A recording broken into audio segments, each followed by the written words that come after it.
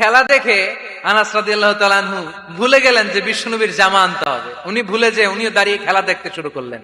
এখন ঘন্টার পর ঘন্টা যায়, আনাসও আসে না, জামাও আসে না। বিশ্বনবী ভাবলেন, হায় রে, আনাস মনে হয় ভুলে গিয়েছে, কি আর করা, যাই নিজের জামা নিজেই নিয়ে আসি। বিশ্বনবী বের হলেন জামা আনতে। বের হয়েই দেখে মদিনার গলিতে বাচ্চারা খেলতেছে, ওইদিকে আনাস রাদিয়াল্লাহু আনহু দাঁড়ানো। বিষ্ণু ইসলাম কিছু বললেন না, যে উনিও আনাস রাদিয়াল্লাহু তাআলা আনহুর পাশে দাঁড়িয়ে খেলা দেখতে আরম্ভ করলেন। সুবহানাল্লাহ পড়বেন না? সাইয়েদানা আনাস খেলা দেখতে দেখতে দেখতে দেখতে দেখতে দেখতে হঠাৎ বিশ্বনবীর দিকে চোখ পড়ে গেছে। বিশ্বনবীর চোখের দিকে যখন সাইয়েদানা আনাস রাদিয়াল্লাহু তাআলা আনহুর চোখ পড়ে গেছে, সাইয়েদানা আনাস বলে, আমার কলিজাটা এখান থেকে এদিকে চলে আসছে ভয়ে। কিসে? ভয়ে। উনি বললেন, আমার গলা শুকিয়ে যেতে আরম্ভ করলো, কাঁপতে লাগলাম।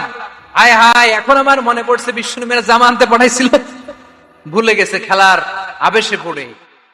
উনি বললেন, বিশ্বনবী আমারে ধমক দেন নাই, আমার গায়ে হাত তোলেন নাই, জামা আনতে পাঠাইছি, এখানে খেলা দেখতেছো এটাও বলেন নাই, বিরক্তিও প্রকাশ করেন নাই। বিশ্বনবী শুধু একটা হাসি দিয়েছেন, স্মাইল।